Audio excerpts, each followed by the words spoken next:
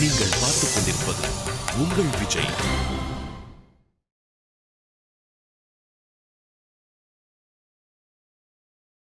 மீனாட்சி, நீயாவது சொல்லுமா, என்ன நடந்துச்சு? அப்பா, சரவணன் காதல் தோல்வியில இருக்காரு. அவர்கிட்ட பேசுங்க, நான் சொன்னது உண்மைதான். ஆனா நீங்க சரவணன் கிட்ட பேசாம நீங்க அப்படி ஒரு முடிவு எடுப்பீங்கன்னு நான் நினைச்சு கூட பாக்கலப்பா.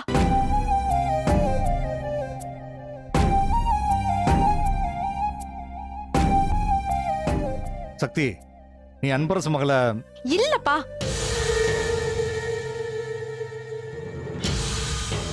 சரவண ஐஸ்வர்யாவை விரும்பவே இல்ல. இத்தனை நாளா நீங்க தப்பா புரிஞ்சிட்டு இருக்கீங்கப்பா. சரவண ஐஸ்வர்யாவை விரும்பல.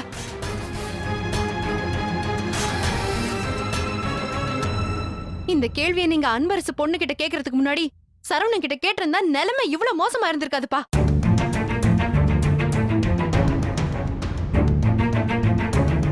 நம்ம பங்காளிகள்ல யாருக்கும் இந்த மாதிரி அவமானம் வந்ததே இல்லையே.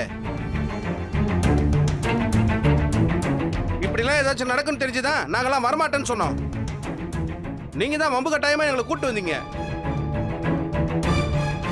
இவங்களெல்லாம் சும்மா விடக்கூடாதுயா. ஏய், இல்ல ஒரு நிமிஷம் உட்காருங்கப்பா, அவங்க பேசிட்டு வரட்டுமே, அப்புறம் பேசிக்கோ. அண்ணே, நான் அப்பவே சொல்லல என் மனசுக்கு ஏதோ தப்பா படுதுன்னு. இந்த தமிழ் பல்ட்டி அடிப்பான்னு நான் சொல்லல. இன்னைக்கு மட்டும் இந்த நிச்சயம் நடக்காம இருக்கட்டும். தவசி ஐயா, வெட்டருவா வேல் கம்பளம் இருக்குல்லடா, அதெல்லாம் வண்டியில ரெடியா இருக்குய்யா. அந்த தமிழ் ஏதாவது மாத்தி கித்தி பேசினா பூந்து எல்லாரும் வெட்டல. சரிங்க ஐயா. ஏப்பா அன்பரசு, என்னதான் தப்பு பண்ணியிருந்தாலும் தமிழுக்கு ஒண்ணுன்னா அதெல்லாம் நாங்க பாத்துக்கிட்டு சும்மா இருக்க முடியுமாப்பா? தவசி ஐயா. அவனுக்கு யார் யாரெல்லாம் வக்காலத்து வாங்குறா முதல்ல அவனை பிடிச்சி வெட்டல. சரிங்க ஐயா.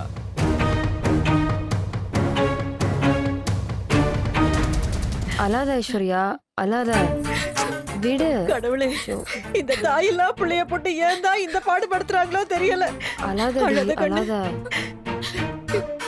எல்லாம் நல்லபடியா முடிஞ்சிருச்சுன்னு சந்தோஷப்பட்டா இப்படி ஒரு குழப்பம் ஆயிடுச்சு கண்ணு. எல்லாம் என் நேரம் அங்கம்மா. எனக்கு எதுவுமே அமையாது. நான் ஆசைப்பட்ட எதுவும் நடக்காது. ஏய், அழாதடி. அதான் பேச போயிருக்காங்கல்ல, எப்படியும் உங்க அப்பா புரிஞ்சுப்பாரு. எல்லாம் நல்லபடியாவே நடக்கும். இல்ல காயத்ரி, இனி எங்க அப்பா ஒத்துக்க மாட்டாரு. வீம்புக்குனாலும் ஏதாவது வெட்டு குத்துன்னு ஆரம்பிப்பாரு. இன்னைக்கு என்ன ஆக போகுது நினைச்சாலே கொலை நடுங்குது. சரி சரி விடு, அழாதடி. சக்தி, நீ ராத்திரி அன்பரசு வீட்டு சவரையர் குதிக்கல?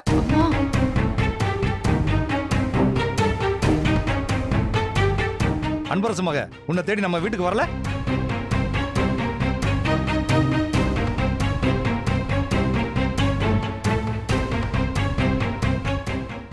நீ காதலிக்கலைன்னா அப்புறம் எதுக்கு இதெல்லாம் நடக்கணும்?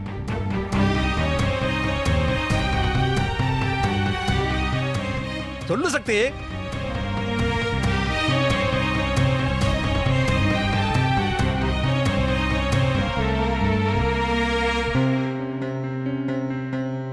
ஐஸ்வர்யா எனக்கு கூட பிறந்த தங்கச்சி மாதிரி. போதுமா?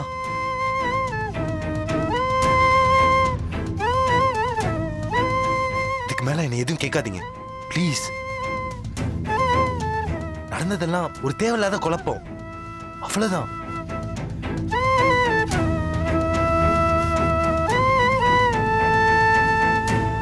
சரி, காதலிக்காதவன் எதுக்கு நிச்சயதார்த்தம்னு சொன்னதை சந்தோஷப்படணும்?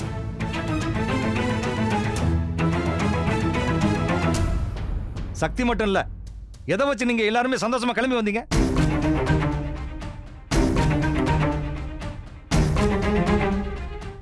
பதில் சொல்லுங்க.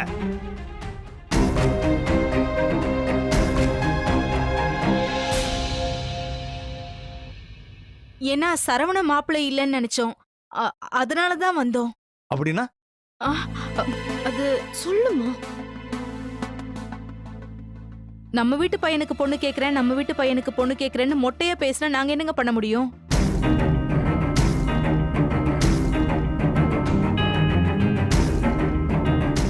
நாங்க கூட வைத்திக்கு தான் பொண்ணு கேக்குறீங்களோன்னு நினைச்சோம், அதாங்க வந்தோம். ஏய், என்னடி பேசுற? என் மகனுக்கு எப்படி எதிராளி வீட்டுல பொண்ணு எடுப்பேன்?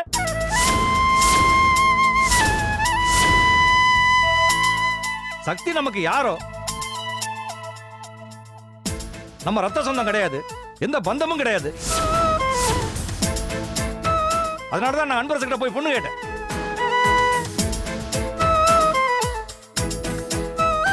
வைத்திக்கு நான் எப்படி பொண்ணு கேட்டிருப்பேன்னு நீங்க எல்லாம் நினைச்சுக்கிட்டு இருக்கீங்க?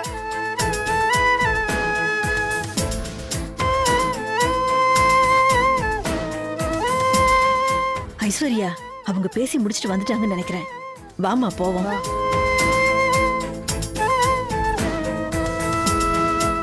இங்க பாருங்க, இந்த குழப்பத்துக்கு நம்ம எல்லாருமே தான் காரணம். முதல்ல இந்த நிச்சயத்தை நிப்பாட்டுங்க, மத்ததெல்லாம் அப்புறம் பேசிக்கலாம். ஆமாப்பா. தலையெழுத்து. அப்பா. ஐயோ, என்னடா இப்படி ஒரு குழப்பத்துல வந்து மாட்டிக்கிட்டோம். சரி வாங்க போய் பார்க்கலாம் வாங்க.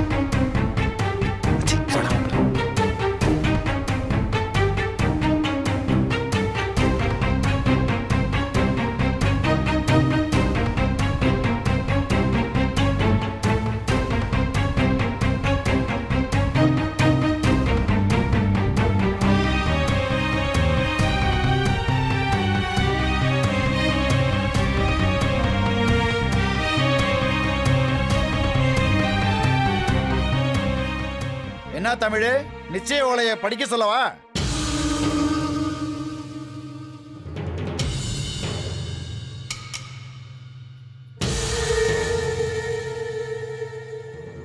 என்ன அமைதியா நிக்கிறீங்க? பேச வேண்டியதெல்லாம் பேசியாச்சா இல்ல? அது வந்து யாரும் எதிர்பார்க்காத அளவுக்கு ஒரு பெரிய குழப்பம் நடந்து போச்சு. சக்தி உங்க மகளை விரும்புறான்னு நினைச்சு தான் நான் உங்ககிட்ட பொண்ணு கேட்க வந்தேன். ஆனா அவருக்கு விருப்பம் இல்லைன்னு இங்க வந்து தான் தெரிய வருது. எப்படி எப்படி எப்படி? நிச்சய மேடையில வச்சுதான் மாப்பிள்ளைக்கு விருப்பமா இல்லையானே உங்களுக்கு தெரிய வருது, அப்படித்தானே?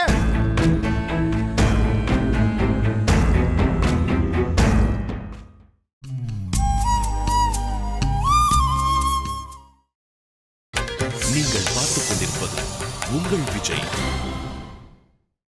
சக்தி உங்க மகளை விரும்புறான்னு நினைச்சு தான் நான் உங்ககிட்ட பொண்ணு கேட்க வந்தேன். ஆனா அவருக்கு விருப்பம் இல்லைன்னு இங்க வந்து தான் தெரிய வருது. எப்படி எப்படி எப்படி? நிச்சய மேடையில வச்சுதான் மாப்பிள்ளைக்கு விருப்பமா இல்லையானே உங்களுக்கு தெரிய வருது, அப்படித்தானே?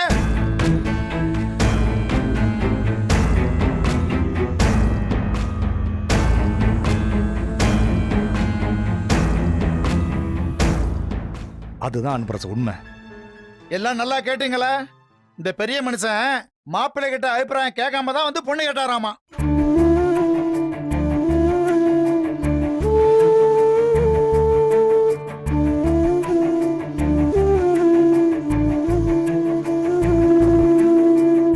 குடும்பமே நிச்சயம் பண்ணதான் மண்டபத்துக்கு வந்தாராமா. நிச்சய ஓலை படிக்கும் போதுதான் அவருக்கு விருப்பம் இல்லைன்னு தெரிய வந்துச்சான். இது யாருக்காவது நம்புற மாதிரி இருக்கால?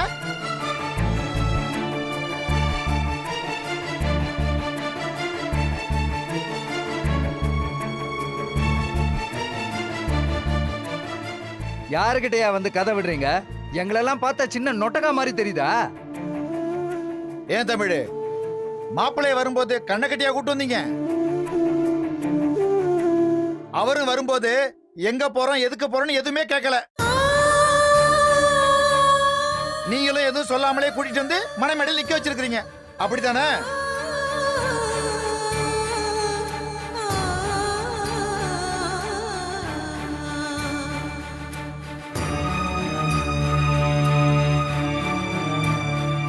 அன்பரசு, இதுல ஒரு பெரிய குழப்பம் நடந்திருக்கு. குழப்பமா சதியான கரெக்டா சொல்லுங்க.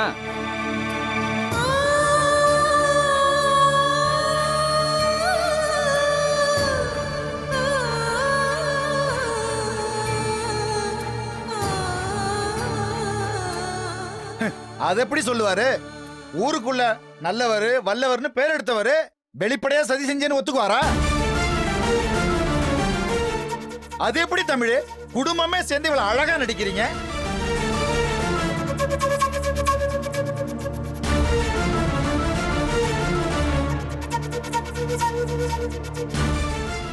என்கிட்ட அழகா பேசி என்னை நம்ப வச்சு என்ன கல்யாணத்துக்கு சம்மதிக்க வச்சு ஊரை கூட்டி எல்லாரும் முன்னாடியே என் மகளை கல்யாணம் பண்ண இஷ்டம் இல்லைன்னு மாப்பிள்ளைய சொல்ல வச்சிருக்கீங்க, அதானே?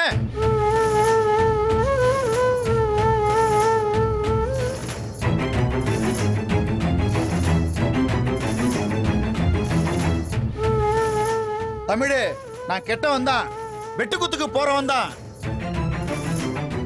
ஆனா என்னைக்கு முதுகுல குத்துற பழக்கம் எனக்கு கிடையாது. சரி விடுங்க, என்ன பண்றது? முதுகுல குத்துறவன் தான் இன்னைக்கு ஊருக்குள்ள பெரிய ஆளா இருக்கிறான். அந்த வகையில நீங்களும் ஒருத்தர் நினைச்சிட்டு போறேன்.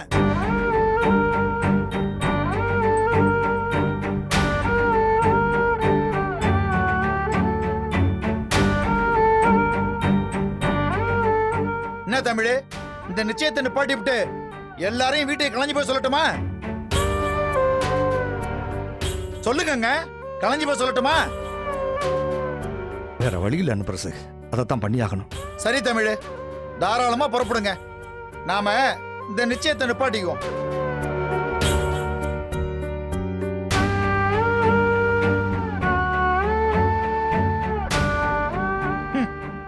அப்படின்னு சொல்லுவேன்னு கனவுல கூட எதிர்பார்த்தாத. என் மகளுக்கு ஒரு வழி சொல்லாம இங்க இருந்து ஒரு பையன் உசுரோட வெளில போக முடியாது. என்ன அன்பரசு, மிரட்டுறீங்களா? இல்ல தமிழ், எச்சரிக்கிறேன். தப்பு எங்க மேல இருக்கு அன்பரசு, அதனால தான் நான் பொறுமையா இருக்கிறேன். இல்லன்னா என்னையா பண்ணுவ? பாருங்க, வாயா போயான்னு பேசுற வேலை வச்சுக்காதீங்க, கொஞ்சம் மரியாதை பேசுங்க.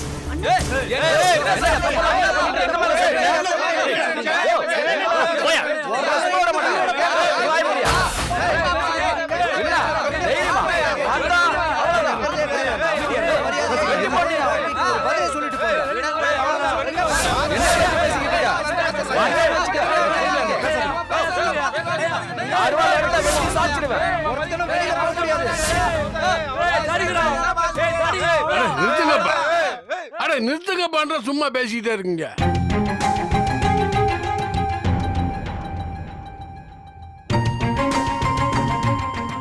ஏப்பா தமிழ், ஊர்ல ஒரு பெரிய மனுஷனா இருந்துகிட்டு நீயே இப்படி ஒரு காரியம் பண்ணலாமா?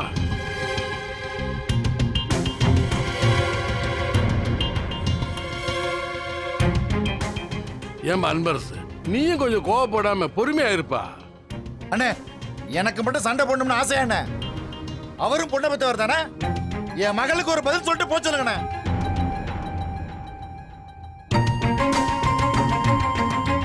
தமிழ், பேசணும்னு சொல்லிட்டு போனியே, என்னப்பா ஆச்சு? ஏன் அந்த பையன் கல்யாணத்துல இஷ்டம் இல்லைன்றான்? அவனுக்கு எடுத்து சொல்லலாம்ல? இஷ்டம் இல்லைன்னு சொன்னா கூட எடுத்து சொல்லி சம்மதிக்க வைக்கலாங்க. ஆனா ஐஸ்வர்யா எனக்கு கூட பிறந்த தங்கச்சி மாதிரின்னு சொன்னதுக்கு அப்புறம் நான் என்னங்க பேசுறது?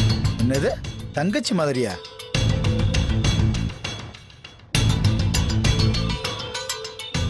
ஒரு நிமிஷம் இருங்கப்பா.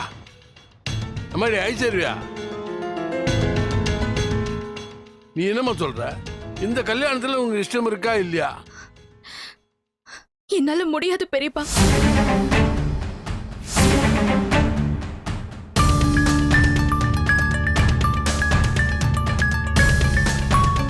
எனக்கு பாண்டிய அண்ணன் எப்படியோ அதே மாதிரிதான் சரவண அண்ணனும்.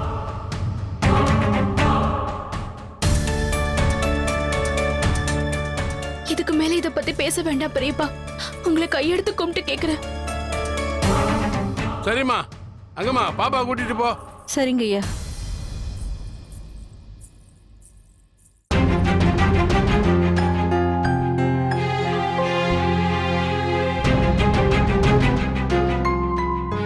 என்ன அன்பரசு, நீ கூட பொண்ணுகிட்ட என்ன ஏதுன்னு கேட்காம நிச்சயம் மேடவெல்லாம் கூட்டிட்டு வந்திருக்க போல இருக்க.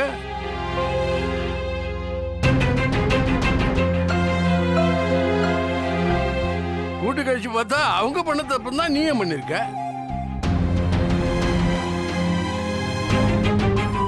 அவங்க சகோதரன் சகோதரியை நினைச்சு தான் பழகி இருக்காங்க. அதை நாம தான் எல்லாமே தப்பா நினைச்சுக்கிட்டோம். நியாயமா பார்த்தா நாம எல்லாரும் தான் அவங்ககிட்ட மன்னிப்பு கேட்கணும். அதனால யாரும் கோவப்படாம இந்த நிச்சயதார்த்தத்தை. ஒரு நிமிஷம், நீங்க எல்லாரும் ஒரு முடிவு எடுக்கிறதுக்கு முன்னாடி நான் தமிழ் சார்ட்ட பேசணும். என்ன சக்தி? சார், தனியா பேசணும் சார். கொஞ்சம் வெயிட் பண்ண முடியுமா? ப்ளீஸ். தேங்க்ஸ்.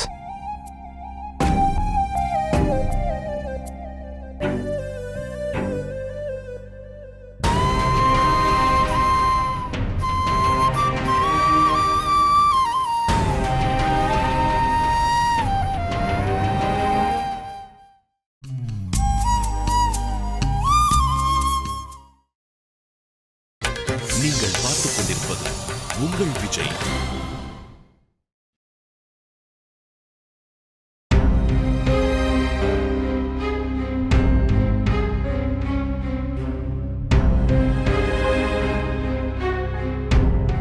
என்ன விஷயம் சக்தி? சார், நான் சொல்றேன்னு தப்பா எடுத்துக்காதீங்க. கோவப்படாம கேளுங்க. சொல்லுப்பா. நடந்தது என்னவோ பெரிய தப்பு தான். எல்லாரும் இங்க பேசின மாதிரி ஊருக்குள்ள 4 பேரு 4 விதமா பேசதான் செய்வாங்க. எது எப்படியோ நீங்க தப்பு பண்ணதா யாரும் பேசக்கூடாது சார். உங்களை யாராவது தப்பா பேசினா என்னால தாங்கிக்க முடியாது சார். சக்தி, எல்லாரும் சேர்ந்து தப்பு பண்ணிட்டோம். அதுக்கு சரியான பரிகாரத்தையும் பண்ணிடுவோம். என்னப்பா சொல்ற? இவ்வளவு பெரிய சண்டையிலையும் அன்பர் சொன்ன ஒரு விஷயம் ரொம்ப முக்கியமான விஷயம் சார். பொண்ணை பெத்தவங்க தானே, என் பொண்ணுக்கு ஒரு வழி சொல்லிட்டு போங்கன்னு சொன்னார்ல. இதே நம்ம மீனாட்சிக்கு இந்த விஷயம் நடந்திருந்தா நமக்கு எவ்வளவு அவமானமா இருந்திருக்கும். மாப்பிள்ளை வீட்டுக்கு ஒண்ணும் இல்ல சார், வெளில வந்து வேற பொண்ணை பார்த்துட்டு போயிட்டே இருப்போம். ஆனா நிச்சயதார்த்த வரைக்கும் வந்து ஒரு சம்மந்தம் நின்று போனா ஊருக்குள்ள என்ன பேசுவாங்கன்னு உங்களுக்கே தெரியும். சக்தி, இப்போ அதுக்கு என்ன பண்ணலாம்னு சொல்ற சக்தி? ஐஸ்வர்யாவை நம்ம வைத்திக்கு பொண்ணு கேட்கலான்னு. சக்தி, கோவப்படாதீங்க சார்.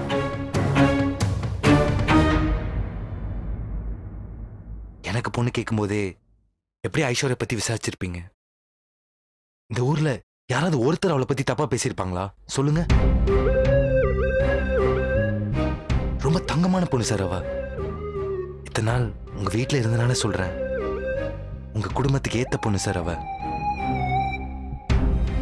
நல்லா படிச்சவ, பண்பு உள்ளவ, நம்ம வைத்திக்கு ரொம்ப பொருத்தமானவ சார். இருந்தாலும் அன்பரசு எனக்கு பரம எதிரியாச்சே. சும்மா சொல்லணும்னு சொல்லாதீங்க சார். என்னைக்கு எனக்கு பொண்ணு கேட்க போனீங்களோ அன்னைக்கு உங்க மனசுல இந்த பகையை அழிச்சிட்டீங்க. அதான் உண்மை. நான் வேற வீட்டு பையன், உங்க சொந்தமும் இல்ல பந்தமும் இல்ல, அதுக்காக தான் பொண்ணு கேட்டேன்னு சொன்னதுன்னா சும்மா சார். உங்களை யாரோ நினைக்கிறாங்க சார். என்னப்பா? உங்க ரத்த சொந்தம் யாரோ உங்களை பத்தி நினைக்கிறாங்கன்னு சொன்னேன் சார். என்னை பத்தி யாருப்பா நினைக்க போறா? ஒண்ணு எங்க அம்மாவா இருக்கணும், இல்ல என் தங்கச்சி மீனாட்சியா இருக்கணும். Correct sir. அந்த லிஸ்ட்ல என்னையும் சேர்த்துக்கோங்க. நானும் உங்க சொந்தம் தான். நான் அடிபட்டு ஆஸ்பத்திரியில் இருந்தப்போ என் தங்கச்சி பையன் சொல்லிட்டு தான் நீங்க கையெழுத்து போட்டீங்க. அப்படி பார்த்தா எங்க அம்மா கூட உங்களுக்கு தங்கச்சி மாதிரி தான் சார்.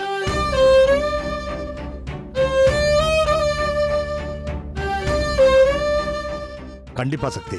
அதனால தான் சார் சொல்றேன், உங்க தங்கச்சி பையனுக்கு கண்டிப்பா ஒரு தப்பான சம்பந்தம் பார்த்துக்க மாட்டீங்க. இனிமேல நீங்க தான் சார் முடிவு பண்ணணும்.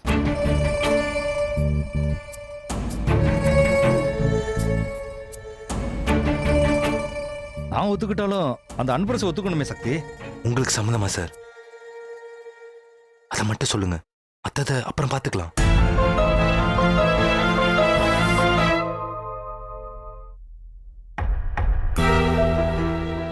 சார், ஐஸ்வர்யா உங்க வீட்டு மருமகளா வர்றதில்ல. சௌந்தர்யா மேடம், மீனாட்சி, வைத்தி எல்லாருக்கும் சந்தோஷம் தான் சார். அதனால தான் சார் எல்லாரும் சந்தோஷமா கிளம்பி வந்தாங்க. அதை மறந்துடாதீங்க சார்.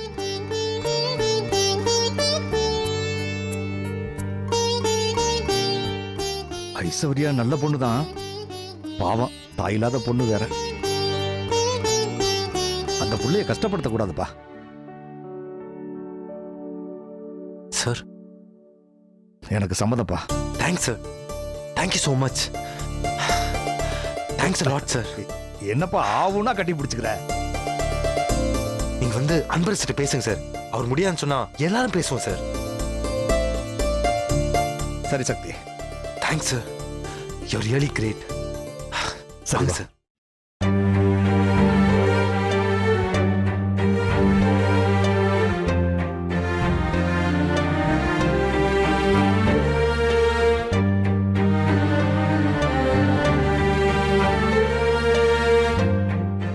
நடந்தது என்னவோ பெரிய தப்பு தான். அதுக்கு தார்மீக பொறுப்பேற்றுக்கிட்டு சபையில் இருக்கிற பெரியவங்க கிட்ட நான் மன்னிப்பு கேட்டுக்கிறேன். எல்லாரும் என்னை மன்னிச்சிடுங்க.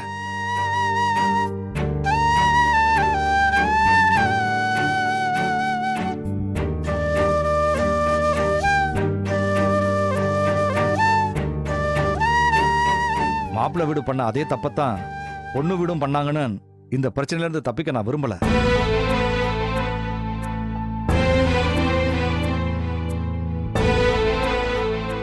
இன்னைக்கு நடந்த குழப்பத்தினால பெருசா பாதிக்கப்படுறது என்னவோ பொண்ணு வீட்டுக்காரங்க தான். பொண்ணு வீடுன்றதை தாண்டி சரியா சொல்லணும்னா மணப்பொண்ணு மட்டும்தான்.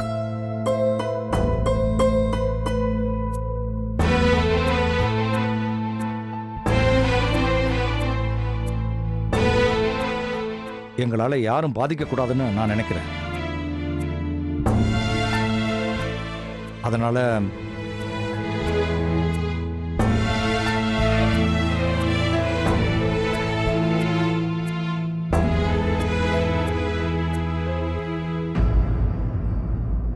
அன்பரசோட பொண்ணு ஐஸ்வர்யாவை என் மகன் வைத்திக்கு கல்யாணம் பண்ணித்தர சம்மதிப்பாரான்னு நான் கேட்டுக்கிறேன்.